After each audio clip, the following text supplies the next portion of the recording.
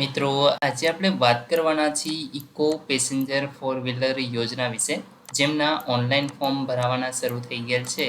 આજે આપણે વાત કરવાના છીએ તમે જાતે જ ઓનલાઈન અરજી કઈ રીતે કરી શકો છો. 6.5 લાખ રૂપિયા સુધીની સહાય તમને મળવા પાત્ર છે. ફોર્મ ભરવા તમારે કયા ડોક્યુમેન્ટ જોશે એના વિશે સંપૂર્ણ માહિતી તમને આ વિડીયોની અંદર આપવાની છે. આની પહેલાં આપણે ડિટેલનો વિડીયો બનાવી ચૂક્યા છીએ. જો તમારે એ જોવો હોય તો ડિસ્ક્રિપ્શનમાં તમને લિંક મળી જશે. ચાલો શરૂ કરીએ. મિત્રો, સૌપ્રથમ તો તમારે ગુજરાત શેડ્યુલ કાસ્ટ ડેવલપમેન્ટ કોર્પોરેશનની વેબસાઇટ ઓપન કરવાની છે. અહીંયા તમે જોશો નિગમની યોજનાઓ ધિરાણ મેળવવા માટે ઓનલાઈન અરજી કરવા અહીં ક્લિક કરો. આના ઉપર તમારે ક્લિક કરી દેવાનું છે. જેવું તમે ક્લિક કરશો અહીં મિત્રો તમે જોઈ શકશો કે સૌપ્રથમ તો તમારે અહીંયા લોગિન કરવાનું રહેશે. મિત્રો, લોગિન કરી લેશો એટલે અહીં તમને તમારું લોગિન જે ડિટેલ્સ જોવા મળશે. હવે તમે નીચે અહીંયા જોઈ શકો છો કે અલગ અલગ યોજનાઓ છે, જેમાં આપણે વાત કરીશું મારુતિ સુઝુકી ઇકો 2025-26ની આ યોજના છે. 17 ઓગસ્ટ 2025 રાત્રે 12 વાગ્યે આનો છેલ્લો દિવસ છે. અહીં તમારું ફોર્મ છે એ 17 તારીખ પહેલાં ભરાઈ જવું જોઈએ, તો જ તમે આ યોજનાનો લાભ મેળવી શકો છો. અરજી કરવા માટે અહીંયા તમે જોઈ શકો છો અરજી કરો એના માટે તમને 6.5 લાખ રૂપિયા આપવામાં આવે છે. તો અહીંયા આપણે અરજી કરોના ઓપ્શન ઉપર ક્લિક કરી દઈશું. જેવું તમે ક્લિક કરશો અહીંયા તમને અમુક સૂચના જોવા મળશે. ફોર્મ ભરતા પહેલાં તમારે તમારો મોબાઈલ નંબર અને ઈમેલ આઈડી ચકાસી લેવું. તે ઉપરાંત મિત્રો તમે જે ફોટા સ્કેન કરો છો એ જેપીજી પીએનજી ફોર્મેટની અંદર જ હોવા જોઈએ. ત્યાર પછી અહીંયા આપણે તમારા જે ફોટા અને સિગ્નેચરની સાઇન છે એ 15 KB અથવા તો એનાથી વધારે ન હોવી જોઈએ. તો એ તમે જોઈ શકો છો. અને તમારે જે ફોર્મ છે એ સંપૂર્ણ ઇંગ્લિશ ભાષામાં જ ભરવાનું રહેશે. ત્યાર પછી મિત્રો તમે નીચે સ્ક્રોલ કરાવો તો અહીંયા અરજદારની વિગત છે એ આપવાની થાય છે, જેમાં તમારે તમારો રેશન કાર્ડ નંબર અહીંયા આપવાનો છે. અહીંયા આગળ તમારું રેશન કાર્ડ છે એ તમારે અપલોડ કરી દેવાનું રહેશે. એ જ રીતે તમારે આધાર કાર્ડનો નંબર નીચેના ખાનામાં આપવાનો છે. અહીંયા પૂરેપૂરું નામ, જેમાં અટક નામ અને પિતા અથવા તો જો કોઈ મહિલા હોય તો પતિનું નામ આવશે. ત્યાર પછી મિત્રો અહીંયા ફોટો તમારે અપલોડ કરવાનો હોય છે અને એ જ રીતે અહીંયા સિગ્નેચર છે એ અપલોડ કરવાની છે.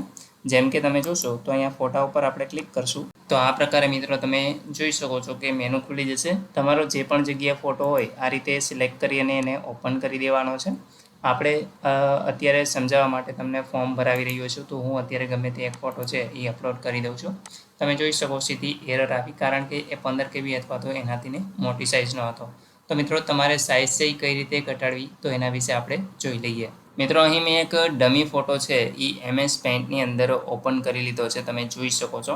અને એની સાઇઝ છે એ 254.7 KBની છે. હવે મિત્રો આને 15 KB અથવા તો એનાથી ઓછી કરવી છે, તો એને આપણે કઈ રીતે કરશું તો અહીંયા તમને રીસાઇઝ નામનું એક ઓપ્શન જોવા મળે છે. મિત્રો આના ઉપર તમારે ક્લિક કરી અહીંયા જે પણ સાઇઝ છે એમાં તમારે ઘટાડો કરવાનો છે. તો આપણે 20 કરી દઈએ 100ની જગ્યાએ. તો તમે જોઈ શકો છો કે ફોટો છે એ નાનો થઈ ગયો છે. અને તમે જેવું એને સેવ કરશો એટલે તમે જોઈ શકો છો કે અહીંયા આગળ 13.8 KB આવી ગયું છે. એટલે કે હવે આ ફોટાને આપણે અપલોડ કરી શકીએ છીએ. તો મિત્રો આ રીતે છે એ તમારે આ ફોટો છે એની રીસાઇઝ છે એ કરી દેવાનો રહેશે. તો અહીંયા આપણે અપલોડના ઓપ્શન ઉપર જઈશું અને ડાઉનલોડની અંદર તમે જોઈ શકો છો કે આપણે આ ફોટો છે એ અપલોડ કરી દીધો છે. એ જ રીતે સિગ્નેચરમાં પણ તમારે સાઇઝ છે ઘટાડી અને આ રીતે અપલોડ કરી દેવાનો છે. ત્યાર પછી મિત્રો આઈડી પ્રૂફમાં તમારે કોઈ પણ એક ડોક્યુમેન્ટનો નંબર જે પણ તમે આપવા માંગતા હો, જેમ કે અહીંયાથી તમારે સિલેક્ટ કરવાનો છે Aadhaar number, election card number, PAN card number કે ડ્રાઇવિંગ લાઇસન્સ નંબર. તો આમાંથી જે પણ તમે સિલેક્ટ કરો એનો નંબર અહીંયા આવશે અને એને તમારે અપલોડ કરી દેવાનું રહેશે. ત્યાર પછી જેન્ડર મેલ ફિમેલ જે પણ હોય એ તમે સિલેક્ટ કરશો. હવે મિત્રો આ જે યોજના છે એ SC કેટેગરી માટે જ છે, તો અહીંયા SC ઓટોમેટિક તમને સિલેક્ટ થયેલું આવશે.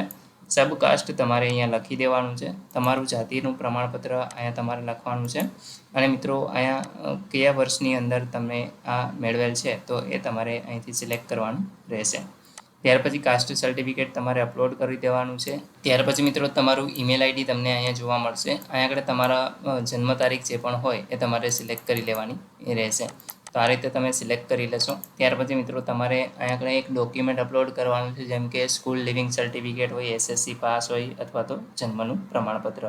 જન્મ તારીખને વેરીફાઈ કરવા માટે અહીંયા તમારે ડોક્યુમેન્ટ 3માંથી એક અપલોડ કરવાનું છે. ત્યાર પછી મિત્રો ઉંમર ઓટોમેટિક અહીંયા કેલ્ક્યુલેટ થઈ અને આવી જશે.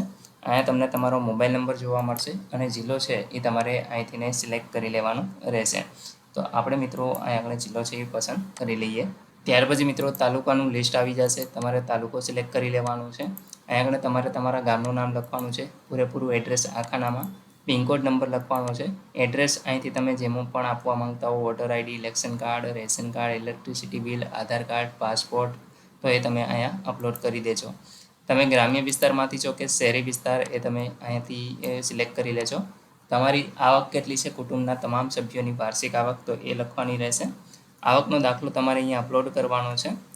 અને ઇન્કમ સર્ટિફિકેટનો નંબર અને તારીખ છે, તમારે અહીંયા જે તારીખે કઢવેલું હોય એ તારીખ તમારે સિલેક્ટ કરવાની છે.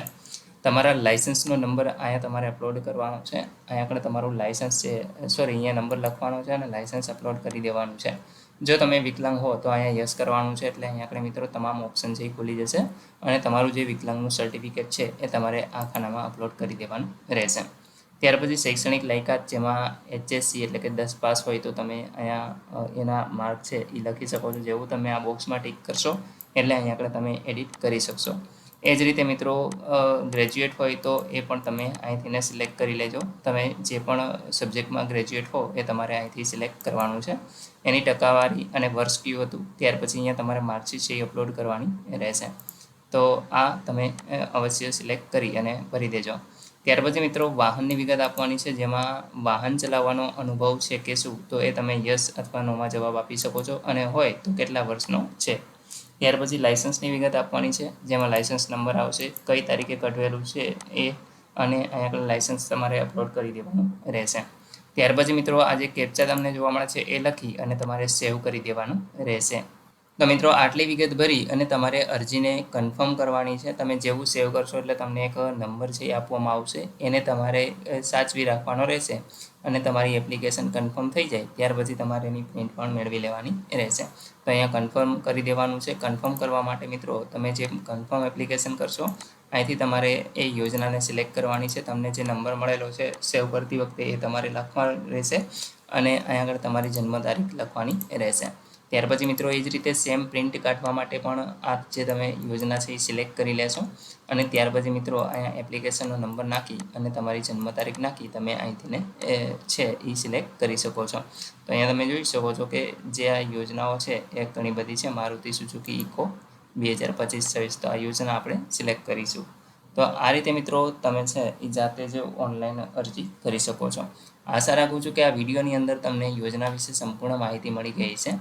તેમ છતાં પણ કોઈ પ્રશ્ન હોય તો કોમેન્ટ દ્વારા પૂછી શકો છો. વિડીયોને લાઇક કરી દેજો, તમારા મિત્રો સુધી શેર કરજો અને ચેનલને સબસ્ક્રાઈબ કરી લેજો, જેથી આવી કોઈ પણ માહિતી આપ સુધી પહોંચતી રહે. વિડીયો જોવા બદલ આપનો ખૂબ ખૂબ આભાર. મળીએ એક નવા વિડીયો સાથે. ત્યાં સુધી જય હિન્દ.